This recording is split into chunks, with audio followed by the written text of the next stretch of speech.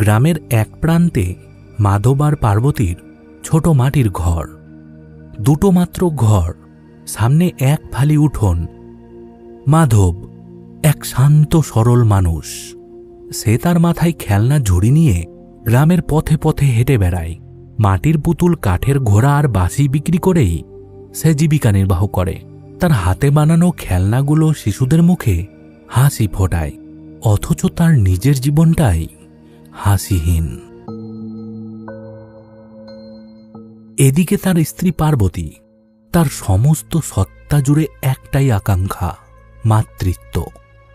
8 বছরের বিবাহিত জীবনে সন্তানের মুখ দেখতে না পাওয়ার কষ্ট তাকে নিঃশব্দে কুড়ে কুড়ে খাচ্ছে। রাত নেমেছে। উঠোনের কোণে রাখা তুলসী মঞ্চে সন্ধ্যার প্রদীপটা নেবু নেবু হয়ে জ্বলছে। ঝিঝি পোকার এক টানা শব্দ। ঘরের ভেতরে একটা হ্যারিকেনের টিমটিম আলোয় মাধব রাতের খাবার খেতে বসেছে। পার্বতী তার পাশে বসে তাকে বাতাস করছে। আজ তেমন লোক ছিল না পারু, ওই দুটো মাত্র বাঁশি আর একটা ঘোড়া বিক্রি হয়েছে। হবে গো হবে, সব দিন কি আর এক যায়? কাল আবার নতুন করে বের হবে। ভগবান ঠিক মুখ তুলে চাইবেন। চাইলেই ভালো, না হলে সামনের বর্ষায় চালের ফুটো ছাড়াবো কি দিয়ে তাই ভাবি। ওসব ভেবো না তো, আগে খেয়ে নাও দেখি। তরকারিতে লবণ ঠিক আছে? ঠিক আছে। আচ্ছা পারু, পাশের বাড়ির শিবনাথের ছেলেটা বড্ড কাঁদছিল না?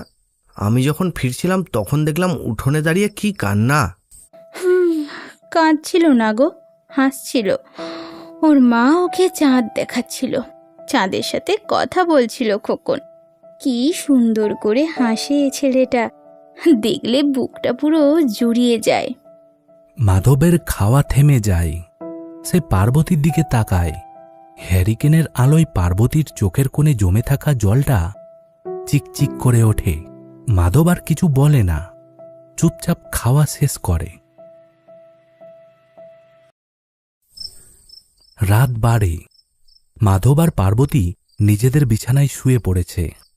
ঘরের ভেতরে হ্যারিকেনটা কমানো, একটা প্রায় অন্ধকার পরিবেশ। ঘুমালে? না, ঘুম আসছে না। আমারও। হঠাৎ সেই নিস্তব্ধতা ভেঙে একটা খিলখিল হাসির শব্দ শোনা গেল।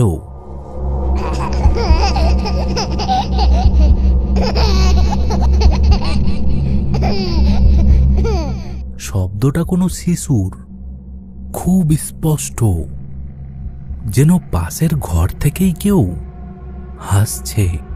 শুনলে? হ্যাঁ। কার বাড়ির বাচ্চা এত রাতে হাসে? পাশের বাড়ির অনিলদার তো কোনো বাচ্চা নেই। শব্দটা তো ওদিক থেকে আসছে না, মনে হচ্ছে আমাদের ঘরের ভেতর থেকেই আসছে। মাধবের বুকের ভেতরটা একটু ছ্যাঁত করে উঠল। কথাটা সত্যি। শব্দটা এতটাই কাছের যেন ঘরের ভেতরেই কেউ হাসছে। সে কান খাড়া করে রইল।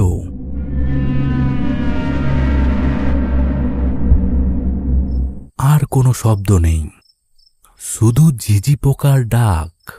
মনের ভুল হবে হয়তো, আজকাল তোমার ঘুম ভালো হচ্ছে না তাই। না, আমি স্পষ্ট শুনেছি একটা একটা ছোট্ট বাচ্চার হাসি। মাধব আর কথা বাড়ালো না। ঘুমাও তো, বাতাস টাতাসের শব্দ হবে। পার্বতী চুপ করে রইল, কিন্তু তার ঘুম এলো না। অন্ধকারের দিকে তাকিয়ে সে যেন কিছু একটা শোনার চেষ্টা করতে লাগল। মাধবেরও অস্বস্তি কাটল না।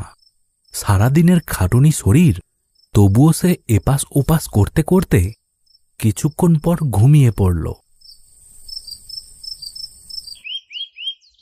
পরের দিন সকালবেলা। সকালের নরম রোদ উঠোনে ছড়িয়ে পড়েছে।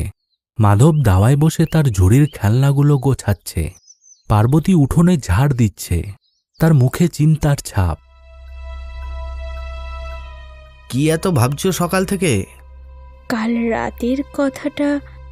মাধব কাজ থামিয়ে পার্বতীর দিকে তাকালো।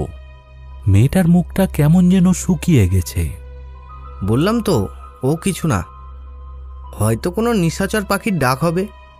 কিছু কিছু পাখি আছে ঠিক মানুষের বাচ্চার মতো করে ডাকে। পাখির ডাক আর বাচ্চার হাসির মধ্যে আমি তফাৎ বুঝি না। তুমি আমাকে পাগল ভাবছো? আরে না না, তা কেন ভাববো? আমি শুধু বলতে চাইছি, যা শোনো তা বিশ্বাস করতে নেই। আমাদের এই 8 বছরের সংসারে তো কখনো এমন কিছু ঘটেনি। হঠাৎ করে কথাটা শেষ করল না মাধব। পার্বতীও আর কোনো কথা বলল না। সে আবারও উঠোন ঝাড় দিতে শুরু করল। মাধব বুঝতে পারল বিষয়টা পার্বতীকে খুব নাড়া দিয়েছে। সারাদিন বাড়িটা আগলে একা একা থাকে, তার উপর তাদের এই শূন্য কোল। এইসব ভেবেই কি পার্বতী অদ্ভুত কিছু শুনছে? এসব ভাবতে ভাবতে মাধব খেলনার ঝুড়িটা মাথায় তুলে গ্রামের পথে বেরিয়ে পড়ল।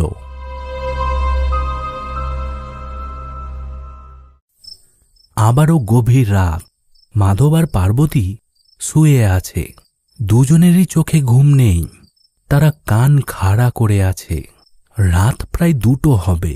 ঠিক কালকের মতোই সেই খিলখিল হাসির শব্দটা আবার শোনা গেল, এবার যেন একটু বেশিক্ষণের জন্য।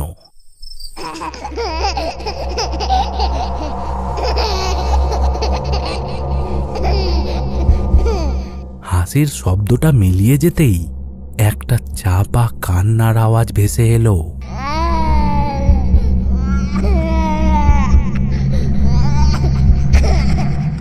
পার্বতী আর মাধব দুজনেই চমকে উঠল। শুনেছ? শুনেছ? এবার এবার এবার কান্না। মাধবের শরীরটাও কেমন যেন শিউরে উঠল। এবার আর পাখির ডাক বলে উড়িয়ে দেওয়ার উপায় নেই। হাসি, তারপর কান্না, দুটোই খুব স্পষ্ট।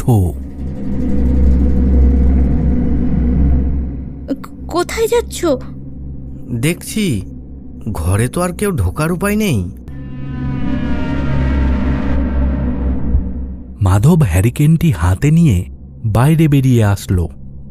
সেই হ্যারিকেনের আলোয় সে চারিদিক ভালো করে তাকিয়ে দেখল। কোথাও কিছু নেই। কিছুক্ষণ পর সে পিছু ফিরে আবার ঘরে ঢুকল। মাধব ফিরে এসে দেখল পার্বতী বিছানার উপরে গুটিসুটি করে বসে আছে। ভয়ে তার মুখটা সাদা হয়ে গেছে। কিচ্ছু নেই, বললাম তো মনের ভুল। দুটো মানুষের একসঙ্গে মনের ভুল হয়? মাধব আর কোনো উত্তর দিতে পারল না।